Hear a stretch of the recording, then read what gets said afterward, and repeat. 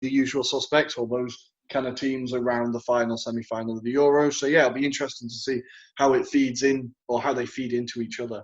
Yeah. By the way, just to give an extra information about the excitement for the national team in Italy, the game against Bosnia was viewed by 6 million people on television. That's 23% of the people who were watching television in that moment. They were watching the game. Wow. And Italian fans, there is a lot of proximity to the Italian team when we play international tournaments, but the qualification stage and everything, unless we have a very good, exciting team, people don't care that much. But this year, it showed that Mancini has done a very, very good job with its squad, and people they want to come back with a revenge after missing out on the first World Cup ever in our history, I think. Yeah, I think, we've talked about them before. It is a very exciting team to look at. Players like Barella and Bastoni, and there's a lot of young, talented players there. I think. Man, Bastoni has. I would be excited as well. Mancini said yesterday in an interview, he was like, well, the biggest takeaway from this Nations League break is Bastoni. I mean, Italy is one of those nations that has always really focused a lot on defenders, defending, good defense.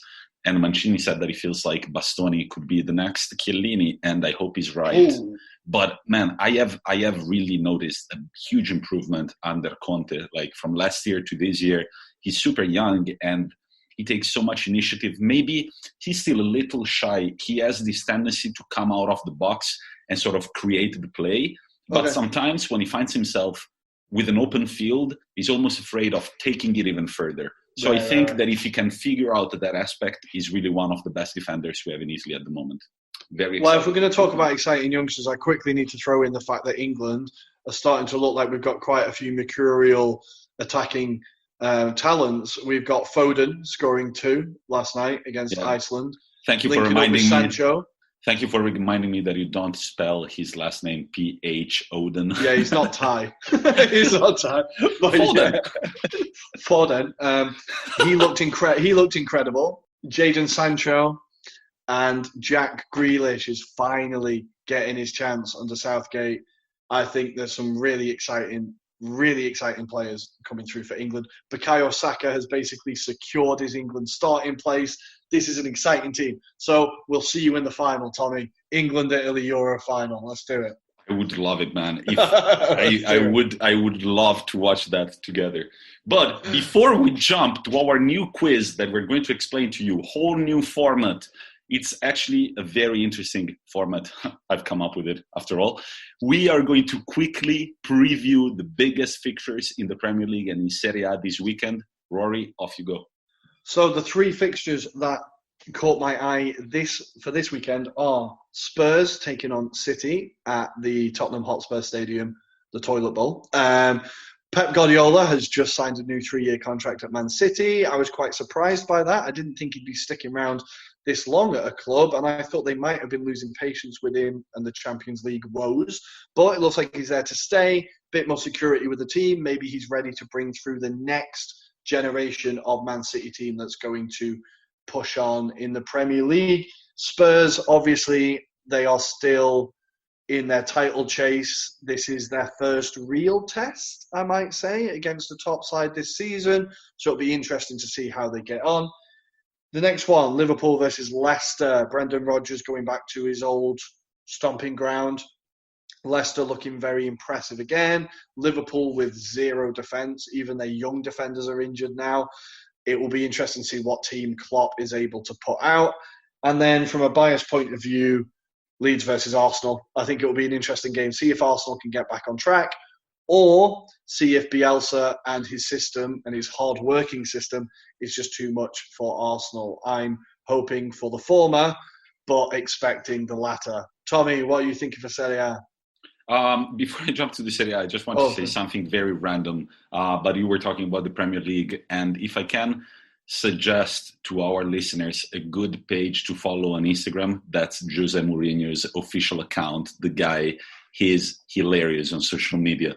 His captions to each picture are just a gift. Every time I read those, I'm like, you are unique.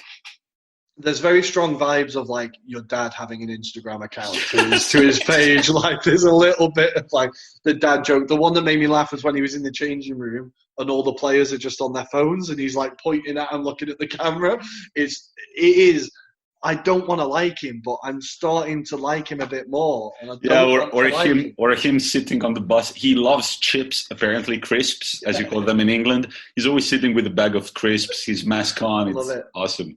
But yeah, in Serie A, the 3 big games that I have noted down, they're actually I like this selection because we've got the best defense so far against the best attack. Verona versus Sassuolo.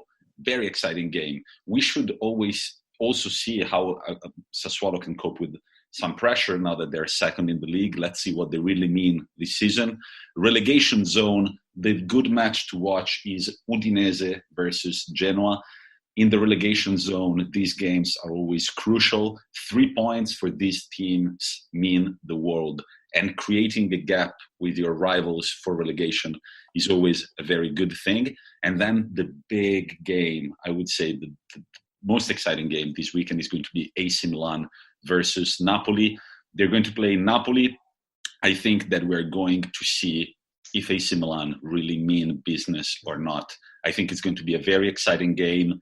I am very worried about AC Milan in the league, so I hope that this game will bring a smile to my face. Inter are playing Torino. I don't know how to feel about Inter anymore. Story of my life. Anything to add about Serie A, Roy? No, I'm excited about Napoli-Milan. I really enjoy watching Napoli anyway. There's something about that team I really enjoy. Maybe because you've got Osimhen in your fantasy football squad. Might be it. That might be it. Absolute bargain buy. Anyway, and Verona Sassuolo is a game to keep an eye out for. Who'd have thought that a year ago, right? Yeah. Crazy. Right. Yeah. Really good, but a good weekend of football ahead. But without any further ado, guys, we are nearly at the Football Manager special. We are nearly there, featuring Liam, the legend. Shout out to Liam. But first, we have Tommy to explain his new quiz, which is called... Well, you came up with the name, actually. Time Lineup. And you will understand why after this.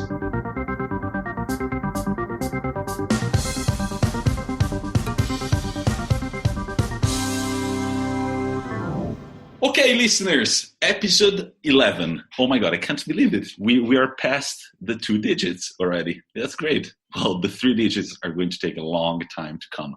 But we're very excited to announce the beginning of a new quiz. And it actually has a name. It's no more Tommy's quiz or Rory's quiz. This time it's called the Time Line Up. Listeners, listen carefully because the rules are not as easy as you would expect. So, I'm going to mention 5 events in football history, of course. It will be up to you. It will be your duty and Rory's duty. Your duty. I don't know how to say this. It will be. I like it. It will be your duty to put these 5 events in chronological order. If you manage to put these 5 events in chronological orders, yes, we're going to keep track of our scores on my whiteboard. But if you guess the chronological order of these 5 events, you will get 5 points. And then one of these events will be about a game. You will have to try and guess the lineup to that game. Of course, for older games, it's going to be very difficult to guess the 11 players. So we are going to award each other 1 point for every player we guess. So to recap, like I do with my students, we've got 5 events and we have to put them in chronological order. If you succeed, that's 5 points. Then you have a chance to guess the lineup of the one game that will be mentioned in these events. And if for every player you guess, you will have 1 point. Rory, are you intimidated? I'm doing my stretches. I'm running through my complete knowledge of football history. Let's go. All right, guys. So I advise you take a piece of paper or a tablet or a phone, anywhere where you can write. These are the 5 events. Of course, I'm not going to tell them to you in chronological order. Event number 1. Juventus win their first Champions League final, their first Champions League trophy. I'm actually writing this down. Okay, good. Right. Number 2, Romelu Lukaku is born. Event number 3, AC Milan are relegated for the first time in their history. You had to get that in, eh? Yeah, but I also threw in Juventus win their first Champions League final. Oh, that's true. Event number 3, Ronaldo Nazario de Lima, the phenomenon, signs for Barcelona. And finally, if you have watched the Amazon documentary, you should know, Francesco Totti scores his first professional goal for Roma. Now, I think I saw this in some research for another episode. But I'm probably setting myself up for a fall there. But before you try and guess, these events go. So the oldest event is 1980, and the most recent event is 1996. So let me recap. Juventus win their first Champions League trophy. Romelu Lukaku is born. AC Milan are relegated for the first time in their history. Ronaldo, the phenomenon, signs for Barcelona. And Francesco Totti scores his first professional goal for Roma in the Serie A. So before we jump to the weekly topic featuring Liam, which we're all excited about, do you have any clues as of now? I'm just trying to do the mental maths of Lukaku's age. I'm going to say Juve winning their first Champions League has to be the earliest one. But beyond that, I'm trying to, because I think Milan being relegated is going to be more recent than you think. And you'll be like, oh, wow, right, that was pretty recent. So I'm going to say, for now, I think Juve is the oldest one. What is the youngest one is going to be between Lukaku being born and Ronaldo signing for Barcelona. Mm-hmm. I think. I will give you a hint.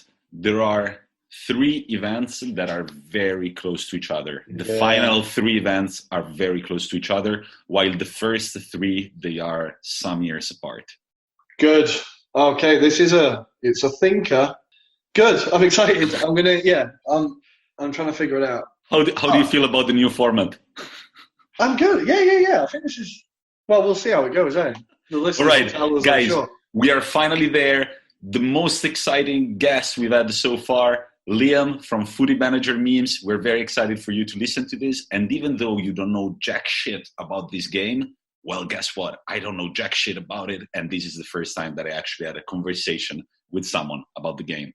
Exactly. So we started off with a kind of Football Manager for Dummies, kind of explaining it to Tommaso, the concept. And then me and Liam get really geeky about the game. And it was a lot of fun. We recorded it last week. It was great. I hope you enjoy listening to it, guys. We will see you on the other side for the answers to Timeline Up. And also, remember that if you want to purchase Football Manager, you can go to Liam's page, Footy Manager Memes, and he's got discounts coming up every single day. I haven't bought mine yet because I already have a lot of work. I'm setting up my studio here in my home. I don't have time for Football Manager. I'm going to drag you over to the dark side. And we're going to be twitching on it in no time. Yeah. Who knows? And this is the beginning of our weekly topic. Let's go.